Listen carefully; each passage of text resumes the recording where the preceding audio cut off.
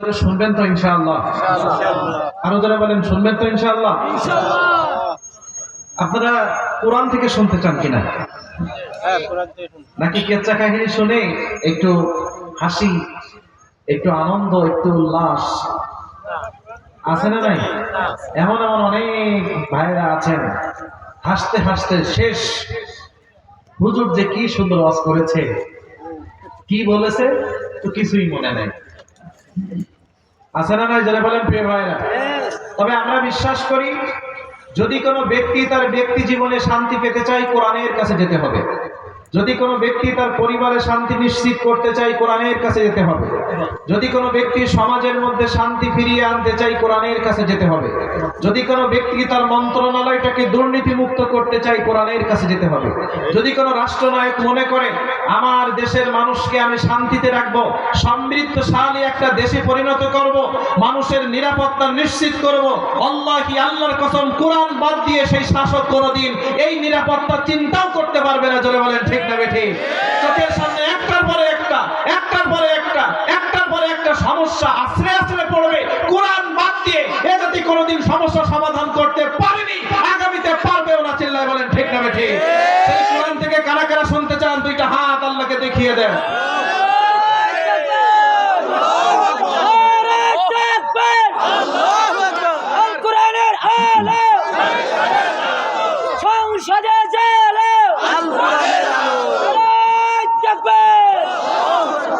আল্লাহ আমাদের সকলকে কবুল করে নাও। জোরে বলেন আল্লাহুম্মা আমিন। আজকে আমরা আলোচনা করব পবিত্র কোরআন আল কারীমের 10 নম্বর সূরা। বলেন ভাইরা কয় নম্বর সূরা? 10 নম্বর সূরা। সূরার নাম সূরাতু ইউনুস। একজন নবীর নামের সূরা। সূরার নাম কি? ইউনুস। কত নম্বর আয়াত? না এখনো বলিনি। সূরা নাম্বার 10, আয়াত নাম্বার হলো 58। সূরা নাম্বার 10, সূরার নাম ইউনুস, আয়াত নাম্বার 58। এই সূরার এই 58 নম্বর আয়াতকে সামনে রেখে আজকে আমরা কিছু আলোচনা করব ইনশাআল্লাহ। আল্লাহ আমাদের সকলকে কবুল করে নিন, সকলে পড়েন আমিন। এর আগে আসুন আমরা সবাই মিলে আল্লাহর নামে একটু তাসবিহ করে নেই। সবাই পড়েন লা ইলাহা ইল্লাল্লাহ,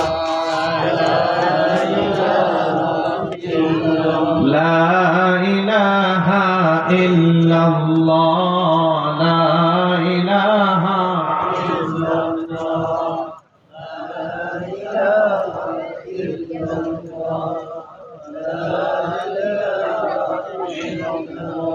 আমার নয়নে ভাসে আরবের ছবি, মক্কা মদিনাতে আছেন যেন নবী। আমার নয়নে ভাসে আরবের ছবি, মক্কা মদিনাতে আছেন যেন নবী। আমি যেন স্বপ্নে তাহার দেখা পাই, আমি যেন স্বপ্নে তাহার দেখা পাই। সাল্লাল্লাহু আলাইহি আলাইহি, সবাই বলেন সাল্লাল্লাহু আলাইহি আলাইহি, সাল্লাল্লাহু আলাইহি আলাইহি, সাল্লাল্লাহু আলাইহি আলাইহি। আমি যেন তার হাতে রেখে হাত, হৃদয় হৃদয় মিলে জপি শাহাদাত। আমি যেন তার হাতে রেখে হাত, হৃদয় হৃদয় মিলে জপি শাহাদাত। তারি সাথে মদিনাতে হিজরতে যাই, তারি সাথে মদিনাতে হিজরতে যাই। সাল্লাল্লাহু আলাইহি আলাইহি, সাল্লাল্লাহু আলাইহি আলাইহি, সাল্লাল্লাহু আলাইহি আলাইহি। আমার নয়নে ভাসে আরবের ছবি, মক্কা মদিনাতে আছেন যেন নবী। আমার নয়নে ভাসে আরবের ছবি, মক্কা মদিনাতে আছেন যেন নবী। আমি যেন স্বপ্নে তাহার দেখা পাই, সাল্লাল্লাহু আলাইহি আলাইহি সাল্লাল্লাহু আলাইহি আলাইহি সাল্লাল্লাহু আলাইহি আলাইহি। সুবহানাল্লাহ। আল্লাহর হাবিব সাল্লাল্লাহু আলাইহি ওয়াসাল্লাম তার সাক্ষাৎ, মহান আল্লাহ যদি আমাদেরকে দয়া করে মায়া করে স্বপ্নে যোগে একদিন হলেও দিয়ে দেন, তাহলে আমাদের জীবনটা সৌভাগ্যে ভরে যাবে। ঠিক না ঠিক? আল্লাহ আপনি কবুল করে নেন। সকলে পড়েন আল্লাহুম্মা আমিন। সম্মানিত সুধী, আসুন আমরা আলোচনার দিকে চলে যাই। সূরা নাম্বার কত? 58 10। আয়াত নাম্বার কত? সূরার নাম কি? ইউনূস।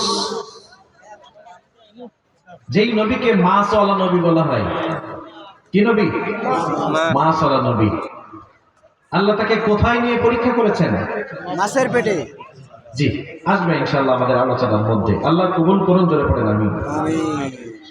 আল্লাহ রাব্বুল আলামিন তার হাবিবকে বলেন, ও নবী, কুল বিফাদলিল্লাহি ওয়া বিরহমাতিহি ফাবিযালিকা ফালইফরাহু হুয়া খায়রুম মিম্মা ইয়াজমাউন। জোরে জোরে পড়েন আল্লাহু আকবার।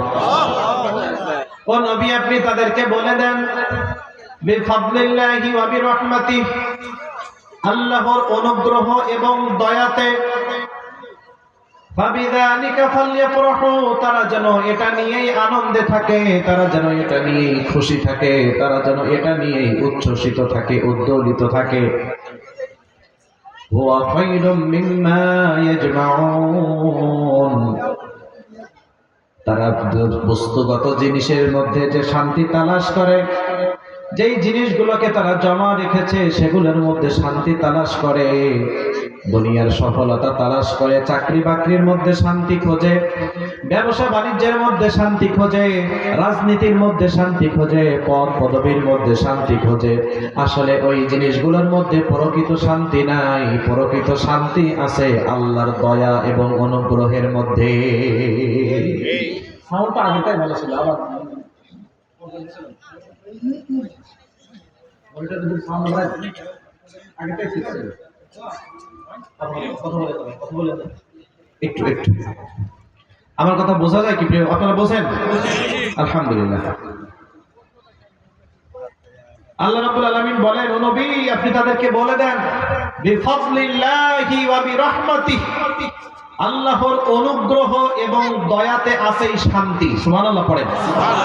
ফাবিযালিকা ফালইফরাহু, আর এটা নিয়েই যেন তারা খুশি থাকে, আনন্দিত থাকে, উচ্ছ্বসিত থাকে, উদ্দোলিত থাকে।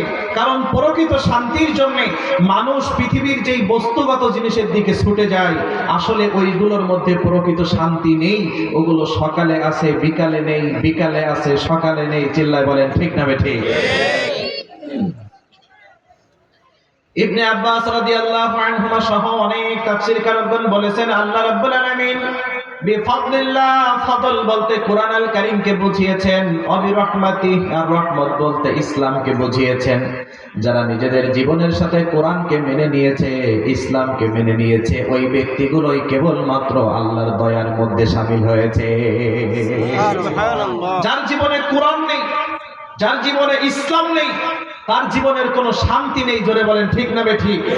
ও অর্থের মালিক হতে পারে, সম্পদের মালিক হতে পারে, বড় ব্যবসার মালিক হতে পারে, বড় চাকরিজীবী হতে পারে, বড় শিক্ষিত হতে পারে, বড় রাজনীতিবিদ হতে পারে, তার কথায় মানুষ উঠতে পারে আর বসতে পারে। কোরআন না মানলে, ইসলাম না মানলে আল্লাহর দয়া কোনোদিন পাওয়া যায় না। চিল্লায় বলেন ঠিক না বেঠিক? আর এই বস্তুগত জিনিসগুলো আজকে আছে, কালকে নাই, কালকে আছে, পরশুদিন নাই, সকালে আছে, বিকালে নাই। জোরে বলেন ঠিক না বেঠিক? আল্লাহ বলেন, হুয়া খায়রুম মিম্মা ইয়াজমাউন,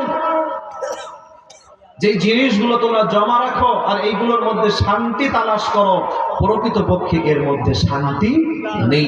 শান্তি আছে একমাত্র আল্লাহর দয়া আর অনুগ্রহের মধ্যে।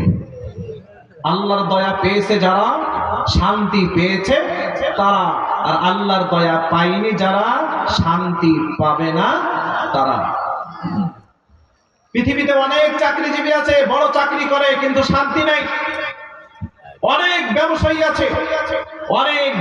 আছে যারা বিশ্ববিখ্যাত ব্যবসায়ী কিন্তু শান্তি নেই।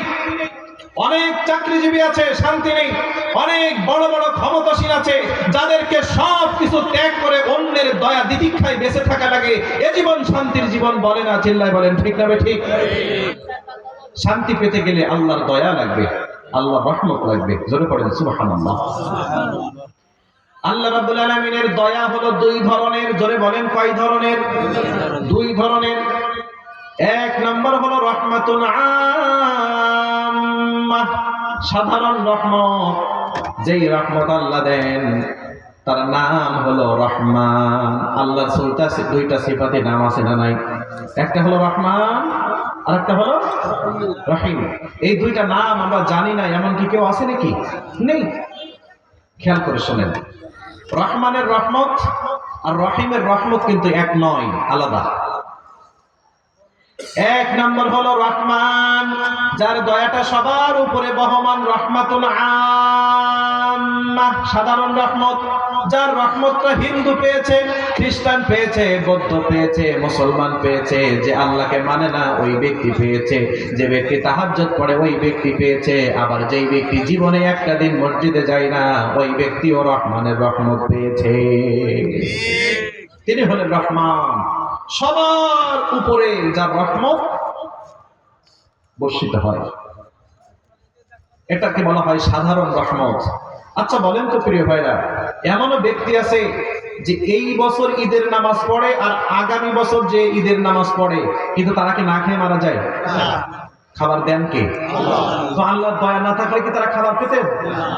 হ্যাঁ, এটাকে বলা হয় রহমতুল আম্মা, সাধারণ রহমত। যে দেখবেন কোরআনের কথা সহ্য করতে পারে না, আল্লাহর কথা শুনলেই গায়ের মধ্যে একটা গাত্রদাহ তৈরি হয়ে যায়। ইসলামের কথা শুনলেই কেমন একটা গায়ের মধ্যে জ্বালা যন্ত্রণা তৈরি হয়ে যায়। ইসলাম প্রতিষ্ঠার কথা শুনলেই যাদের চেহারাটা কালো হয়ে যায়। নামাজ নেই, রোজা নেই, আল্লাহ নেই, রাসূল নেই, আল্লাহ রাসূলের আদর্শ নেই, জোরে বলেন তো তারপরেও কি না খেয়ে মারা যায়? আমার কথা বোঝেন আপনারা? মারা যায় কেউ না। তার মানে ওই ব্যক্তিটার উপরেও, ওই কাফেরের উপরেও যার রহমত আছে তিনি বলেন রহমান।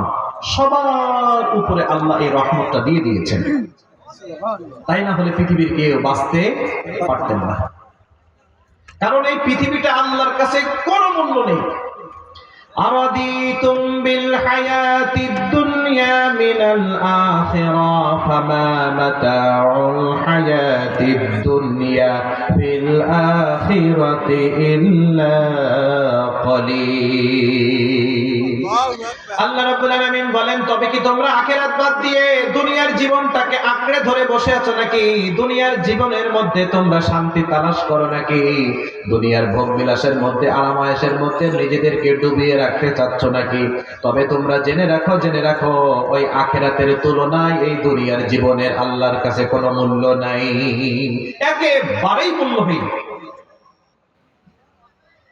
আল্লাহর হাবিব সাল্লাল্লাহু আলাইহি ওয়াসাল্লাম কোন একদিন একটা উঁচু জায়গা দিয়ে বাজার দিয়ে গমন করছেন। আল্লাহর হাবিব সাল্লাল্লাহু আলাইহি ওয়াসাল্লাম দেখলেন একটা ছাগল মৃত, যেই ছাগলের একটা কান কাটা। কি ছাগল? কান কাটা মৃত ছাগল। আল্লাহর হাবিব ওই কান কাটা মৃত ছাগলের কানের বাকি অংশটা ধরে সবাইকে লক্ষ্য করে বললেন, তোমাদের মধ্যে এমন কে আছো এই মৃত কান কাটা ছাগলটা মাত্র একটা দিরহামের বিনিময়ে ক্রয় করবা? কয় দিরহাম? 1 দিরহাম, 1 টাকা।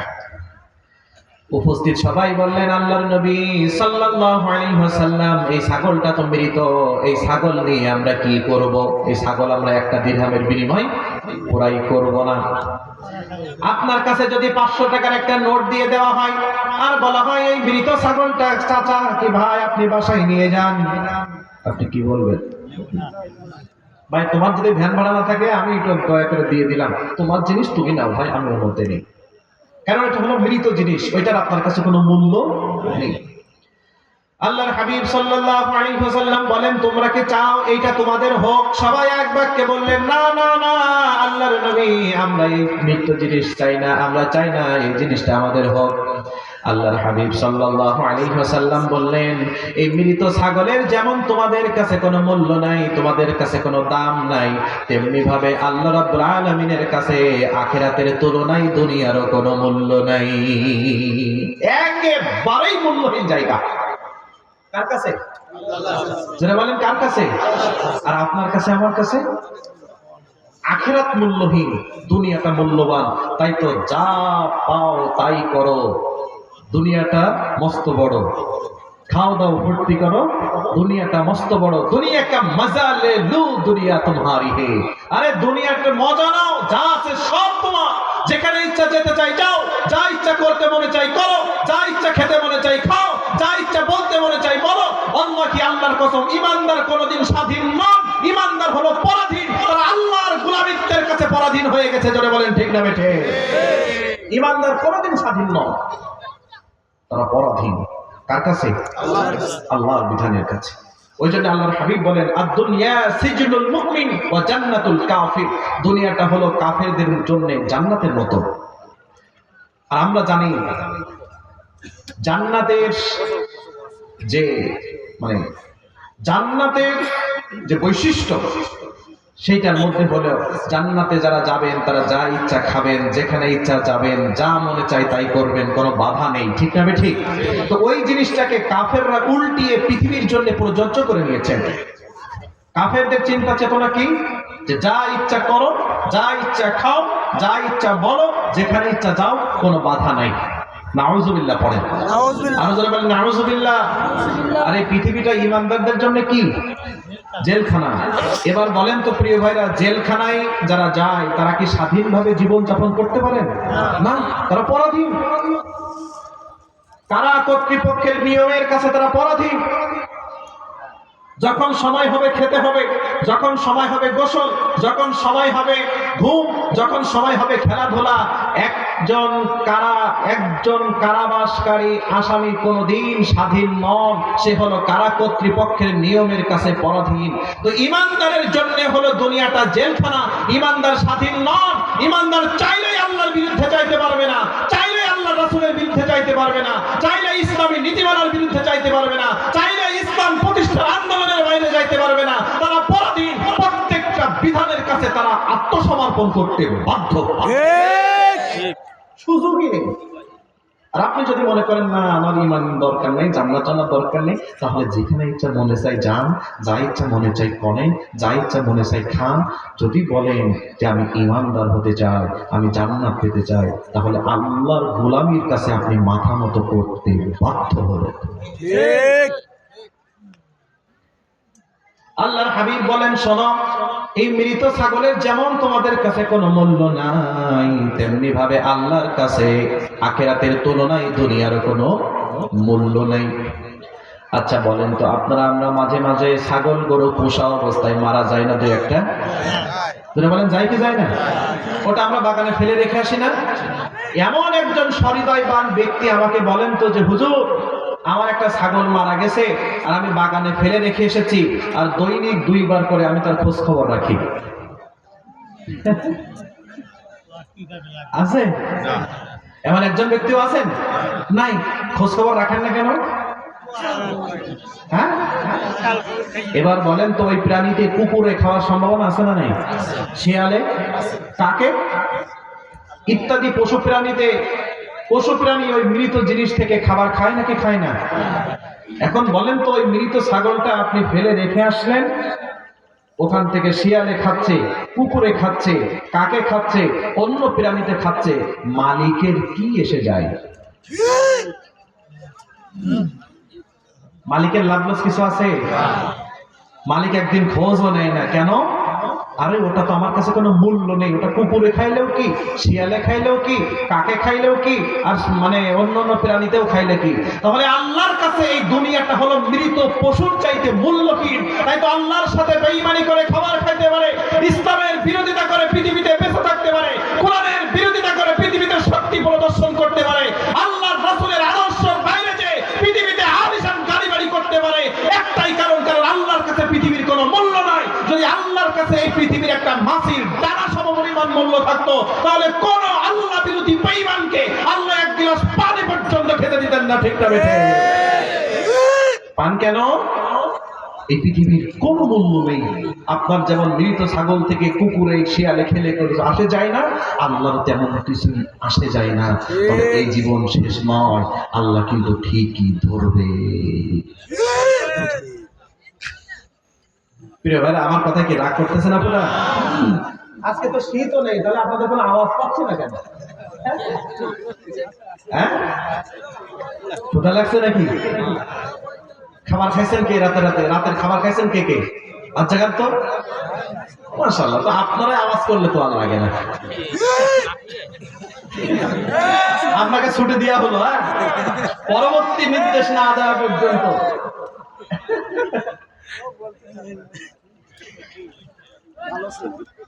শোনেন, আপনাদের একটা, সে কিন্তু আমার খুব বড় একটা ভক্ত। আমি এখানে আসবো জেনে 5টা চমচম পলিথিনের মধ্যে করে পুরি নিয়ে ঘুরে ঘুরে বেড়াচ্ছে যে আমাকে দেবে। এই ব্যক্তির কথা আজকের কথাই বলতেছি। আমি মসজিদের মধ্যে বসে নাস্তা করতেছি, আমার 5টা মিষ্টি আমার সামনে দিয়ে কাছে নেন, এটা আপনার জন্য রেখে দিচ্ছি। আজকের কথাই বলতেছি। আল্লাহ তুমি তার মেধা শক্তিকে সুন্দর করে দাও, আমিন। সবাই বলেন আমিন। আল্লাহ পারেন কি পারেন না? আল্লাহ তুমি তাকে স্বাভাবিক জীবনে ফিরিয়ে দাও। আমিন। আল্লাহ আমাদের মতন সুস্থ মস্তিষ্কের একজন পূর্ণাঙ্গ ইসলাম প্রিয় যুবককে পরিণত করে দাও, জোরে বলেন আমিন। আল্লাহ তুমি তার শরীরের সব রোগ থেকে শেফাই কামেলা আজেলা দিয়ে দাও, জোরে বলেন আমিন। আল্লাহুম্মা রাব্বান নাস আযহিবিল বাস ইশফি আনতা শাফি লা শিফা শিফাউকা শিফা আল্লা ইউগাদিরু সাকামা। সবাই আমার সাথে পড়ে ফেলেন আমিন। তাহলে প্রিয় ভাইরা, এবার একটু আওয়াজ দিয়ে বলেন তো, আমরা আল্লাহর সাথে নাফরমানি করছি আবার আল্লাহর দেওয়া নিয়ামত ভোগ করতেছি, একটাই মাত্র কারণ, রহমানের রহমত আমাদের উপরে আছে। আচ্ছা বলেন তো, যারা বলে আমরা আল্লাহ মানি না, পরকাল মানি না, তারা কি তাৎক্ষণিকভাবে মৃত্যুবরণ করেন? না। আপনি তাকিয়ে দেখবেন তাদের জীবনই আরো উন্নত মানের আলিশান জীবন, আলিশান লাইফ তারা লিড করে। বিলাসী জীবন, আয়েসী জীবন, টাকা পয়সার মালিক, ক্ষমতার মালিক, দাপটের মালিক, অথচ আল্লাহকে মানে না। এমন ব্যক্তি আছে না নাই? আর যারা বলেন আছে না নাই? রব্বুল আলামিন এটা তাদেরকে এমনি এমনি দেন নাই। ওয়াকাযালিকা আখযু রাব্বিকা ইযা আখাযাল কুরা ওয়া হিয়া যালিমা ইন্না আখযাহু আলীমুন শাদীদ। আল্লাহ রাব্বুল আলামিন বলেন, শোনো, আমি আল্লাহ রাব্বুল আলামিন যাকে ধরি, আমি আল্লাহ রাব্বুল আলামিন কাউকে একবারে ধরি না, ধরার আগে অবশ্যই আমি আল্লাহ তাকে ভালো হওয়ার সুযোগ দেই। কার কথা? আরো যারা বলেন কার কথা? আল্লাহ রাব্বুল আলামিন যদি কাউকে শাস্তি দিতে চান, তৎক্ষণাৎ একবারে তিনি শাস্তি দেন না, তাকে শুধরে যাওয়ার আল্লাহ একটু সময় দেন।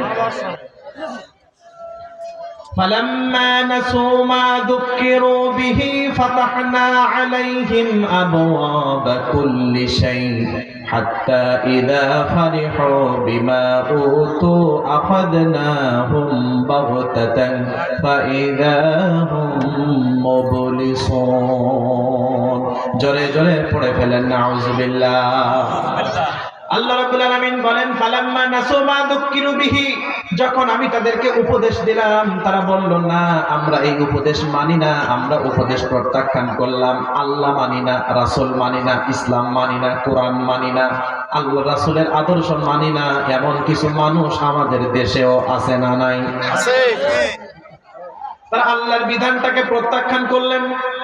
এই কথা বলতেছি, পরিবেশটা একেবারেই প্রতিকূলে, অনুকূলে নেই, কোন দিক থেকে অনুকূলে নেই।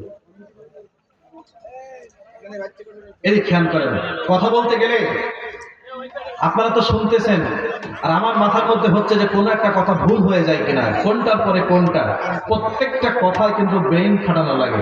তাই দেখেন না, শীতের মধ্যেই ঘাম চলে আসে। আর আমি 100 কথা সঠিক বললাম, ওইটা তো ধরবেন না, একটা কথা যদি ভুল হয়ে যায়, হুজুর ভুল ভাল বলছে। তাহলে একটা সুস্থ মস্তিষ্ক নিয়ে কথা বলার দরকার আছে না নাই? আছে। এদিক সেদিক হয়ে গেলে তখন উল্টাপাল্টা হয়ে যায়। আল্লাহ রাব্বুল আলামিন বলেন, আমি তাদেরকে উপদেশ দিলাম, তারা আমার উপদেশটাকে প্রত্যাখ্যান করলো। জোরে বলেন তো, আল্লাহর বিধানটাকে প্রত্যাখ্যান করে, কোরআনটাকে প্রত্যাখ্যান করে, আল্লাহর হাবিবের আদর্শ প্রত্যাখ্যান করে এমন কিছু মানুষ আমাদের দেশে আছে না নেই? আল্লাহ বলেন, যখন আমার বিধানটাকে তারা লঙ্ঘন করলেন, আবওয়াবা কুল্লি শাই, আমি আল্লাহ তাদের জন্য আকাশের দরজাগুলো খুলে দিলাম, তাদের অবস্থার উন্নতি হওয়া শুরু করলো।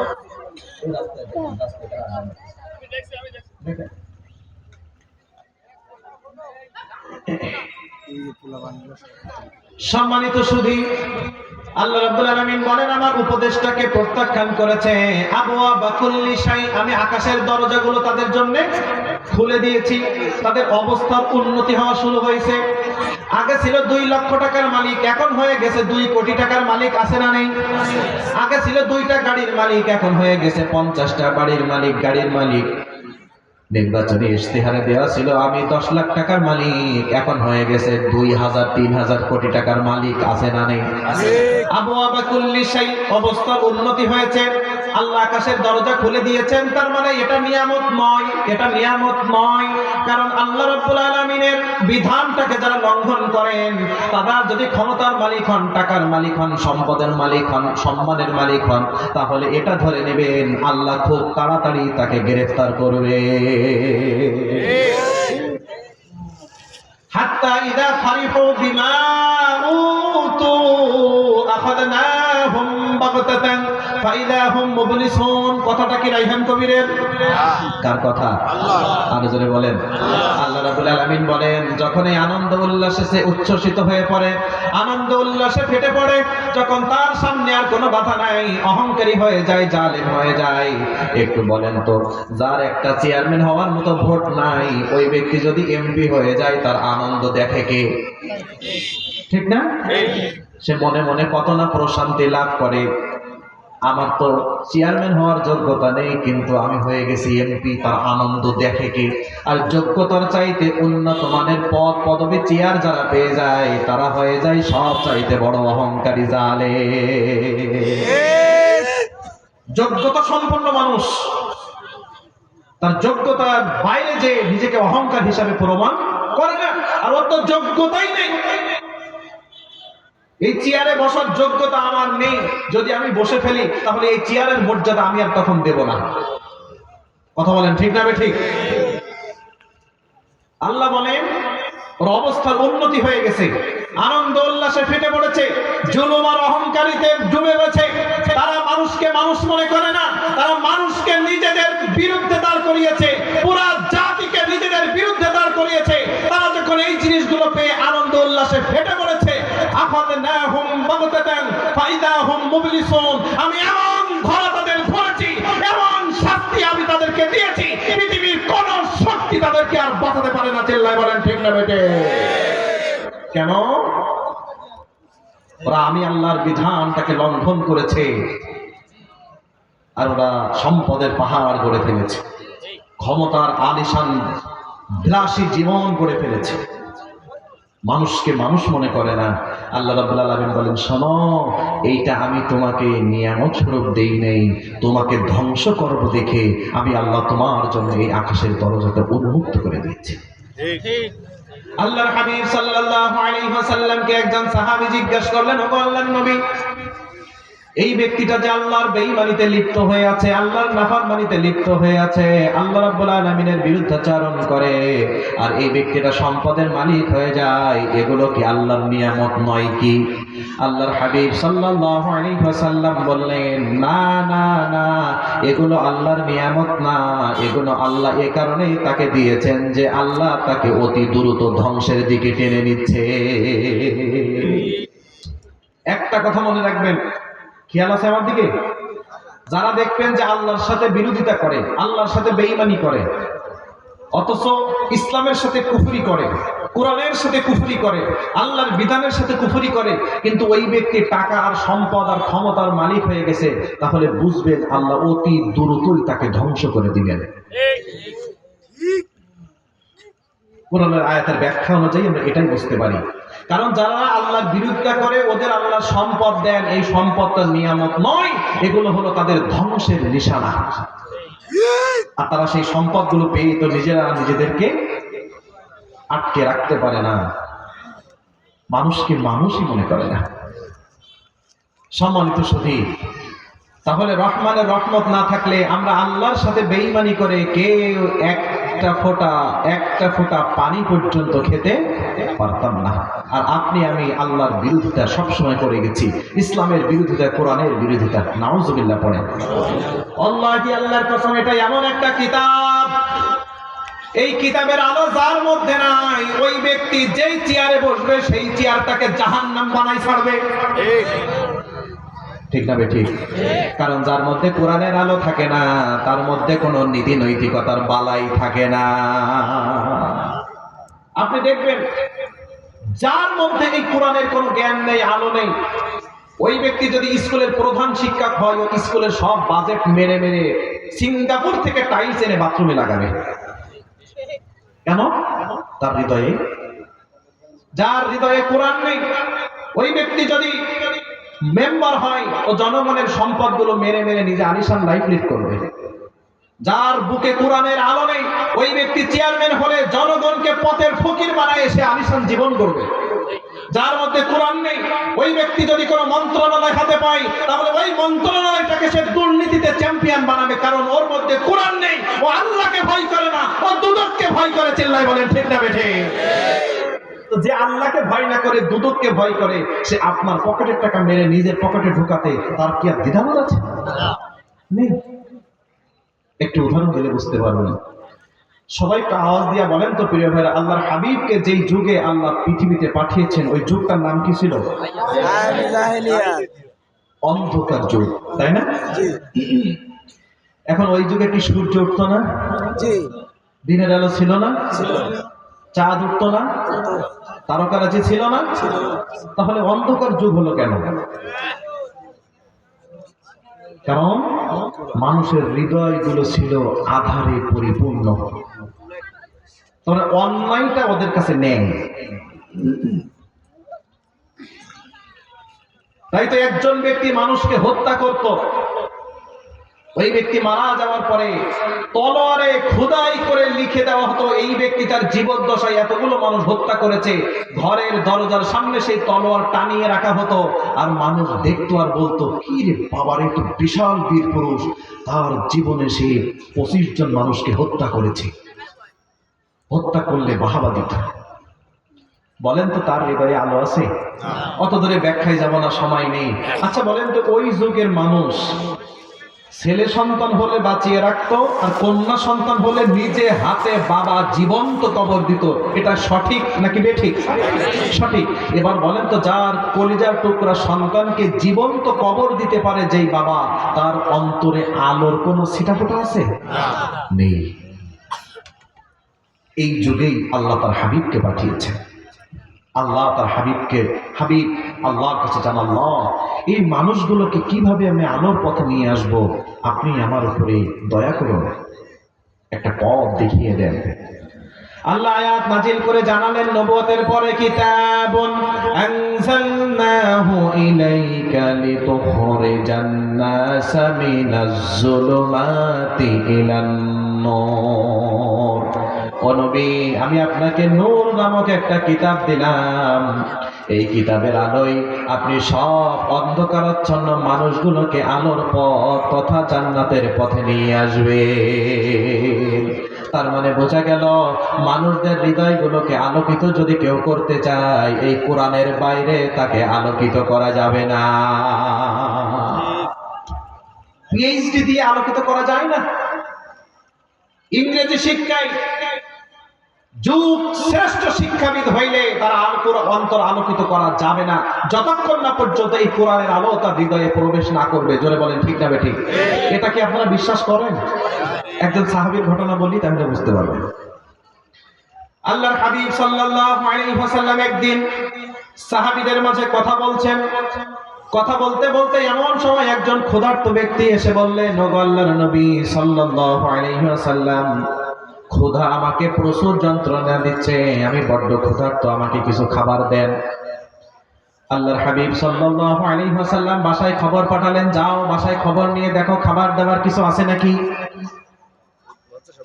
বাসায় খোঁজ খবর নিয়ে দেখা গেল বাসায় কোনো খাবার দাবার নাই। আল্লাহর হাবিবের কাছে এসে বললেন, আল্লাহর নবী, বাসায় কোনো খাবার দাবার নাই, মেহমান তো খাবার খেতে চেয়েছেন, আল্লাহর হাবিব যদি না দিতে পারেন এটা তার নামের পাশে বেমানান, সে তো বুঝতে চাইবে না খাবার আছে কি নেই, খাবার চাই না, দিল না। আল্লাহর হাবিব বললেন, শোনো, তোমাদের মধ্যে কে আছো যে আমার মেহমানকে রাতের বেলা মেহমানদারি করাবা? একজন আনসারী সাহাবী বললেন, ইয়া রাসূলুল্লাহ সাল্লাল্লাহু আলাইহি ওয়াসাল্লাম, আপনার মেহমানকে আমি আমার বাসায় মেহমানদারি করাতে রাজি। সুবহানাল্লাহ পড়েন। অথচ তিনি জানেন না তার বাসায় খাবার দাবার আছে কি নেই। কত বড় কথা, কল্পনা করা যায়? এখনো তিনি জানেন না। তবে রাসূলের মেহমান খাবার না পাইলে রাসূলের মান মর্যাদা সমস্যা। আল্লাহর হাবিবের মেহমান নিয়ে বাসায় চলে গেলেন, স্ত্রীকে ডাকলেন, আল্লাহর রাসূলের মেহমান নিয়ে এসেছি, বাসায় খাবার দাবার কি আছে? আনসারী সাহাবীর স্ত্রী বললেন, আজকে সিদ্ধান্ত নিয়েছিলাম আপনিও না খেয়ে থাকবেন, আমিও না খেয়ে থাকবো, খাবার যতটুকু আছে সন্তানদের কোন রকম হবে, যদি সন্তানদের খাবার দেই আল্লাহর রাসূলের মেহমানের হবে না, আর যদি মেহমানকে দেই সন্তানদের হবে না। সুবহানাল্লাহ পড়েন। টানাটানির মধ্যে পরিস্থিতি কি? দেখবেন আমাদের সমাজেও এমন কিছু আছে, বিবাহের অনুষ্ঠান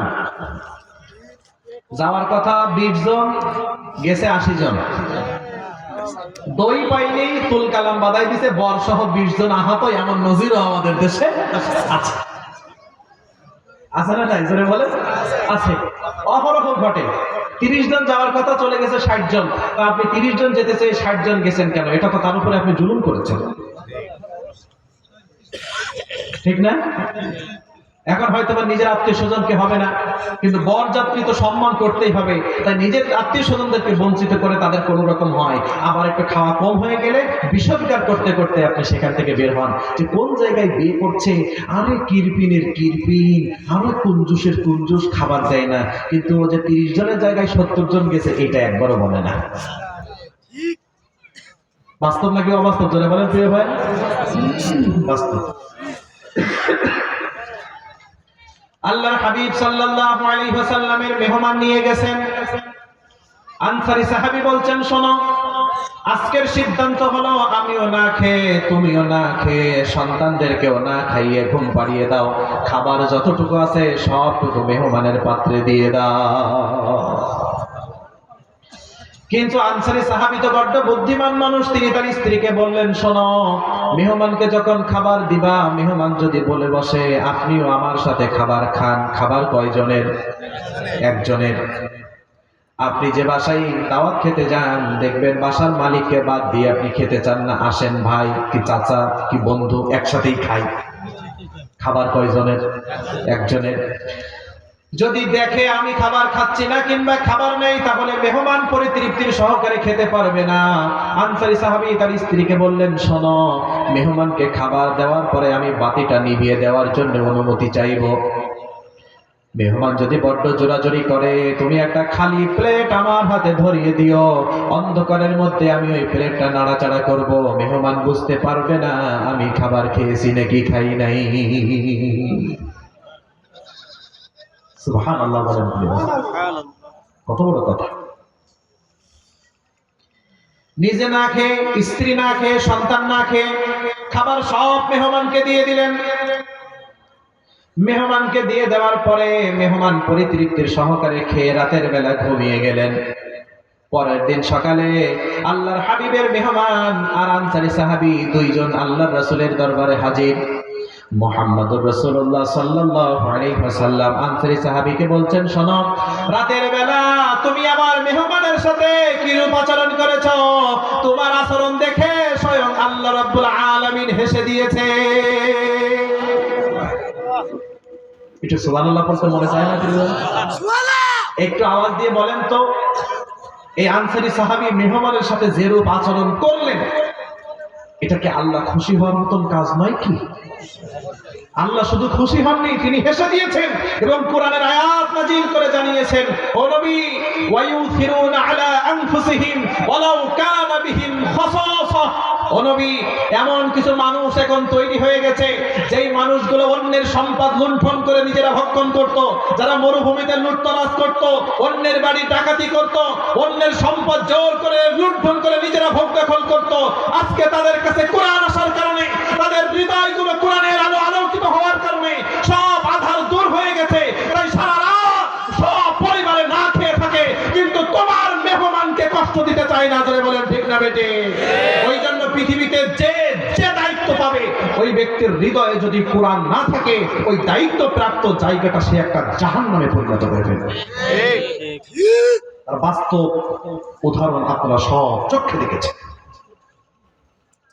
যার হৃদয়ে কোরআন নেই, তার কাছে কোনো জায়গা নিরাপদ নয়, কারণ ও আল্লাহকে ভয় করে না, ও মানুষকে ভয় করে।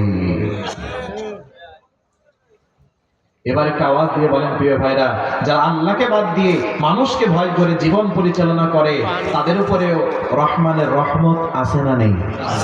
হ্যাঁ, তিনি হলেন রহমান, রহমাতুন আম্মাহ, সাধারণ রহমত। তাম পৃথিবীতে যা কিছু আছে সবার উপরে তার রহমত আছে, তিনি হলেন রহমান। তাহলে রহমানের রহমত শুধু মুসলমান কিন্তু পায়নি, হিন্দুও পাইছে, খ্রিস্টানও পাইছে। যে আল্লাহকে মানে ওই ব্যক্তিও পেয়েছেন, যে মানে না ও পেয়েছেন। একটু বলেন তো, আরেকটা নাম আছে, তার নাম কি? রহিম। সবাই খেয়াল করে শোনেন শোনেন শোনেন, রহিমের রহমতটা এমন রহমত, যে রহমতটা আল্লাহ সবাইকে দেবে না।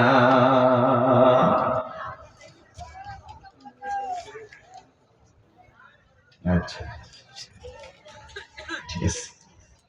একটু রহিম, তিনি এমন দয়াময় যার দয়াটা সবার উপরে থাকবে না। যুর রাহমাতিল খাসসাহ, আল্লাহ রাব্বুল আলামিন যাদেরকে ভালোবাসেন, যাদেরকে পছন্দ করেন, তাদের উপরেই কেবলমাত্র রহিমের রহমত দান করবে। এবার বলেন তো, রহমানের রহমত নিয়ে জান্নাতে যাওয়া যাবে যদি রহিমের রহমত না থাকে? আমার কথা বোঝেননি মনে হয়, আমি বোঝাতে পারিনি আপনাদের। শোনেন, রহিমের রহমত নেই, রহমানের রহমত আছে, আপনি জান্নাতে যেতে পারবেন না। রহিমের রহমত না পাওয়া পর্যন্ত কেউ জান্নাতে যেতে পারবে না, কারণ এটা হলো স্পেশাল রহমত। আর রহমানের রহমত তো সবাই পাইছে, না চাইতেই পাইছে। রহিম হলো এমন দয়াময়, এমন দয়াময়, যাকে আল্লাহ পছন্দ করেন তাকেই শুধুমাত্র রহিমের রহমত দান করেন। এটা হলো স্পেশাল রহমত। সুবহানাল্লাহ বলেন, আরো জোরে বলেন। ওই জন্য আল্লাহর হাবিব বলেন, ইন্না লিল্লাহি মিআতা রাহমা আনজালা মিনহা রাহমাতান ওয়াহিদাতান বাইনাল জিন্নি ওয়াল ইনসি ওয়াল বাহাইমি ওয়াল হাওয়ামি।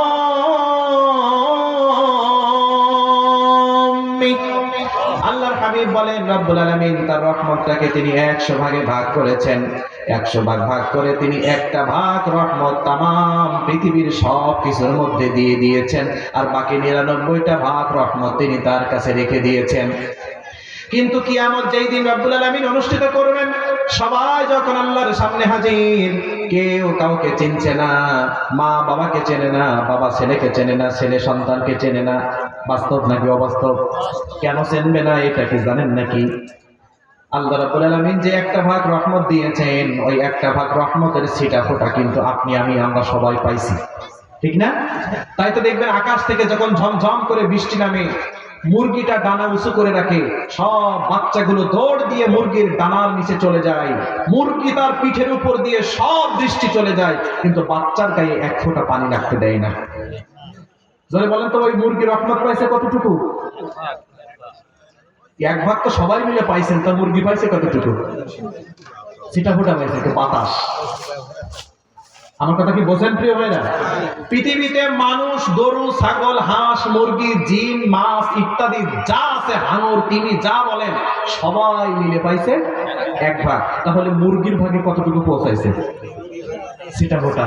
তাই ছিটাফোঁটা পাওয়ার কারণে নিজে সব বৃষ্টিগুলো কাঁধে মেনে নিচ্ছে, বাচ্চাদের গায়ে এক ফোঁটা লাগতে দেয় না। সন্তান অসুস্থ, ডাক্তারে বলছে বাঁচবে না, মা সন্তানের মাথার কাছে বসে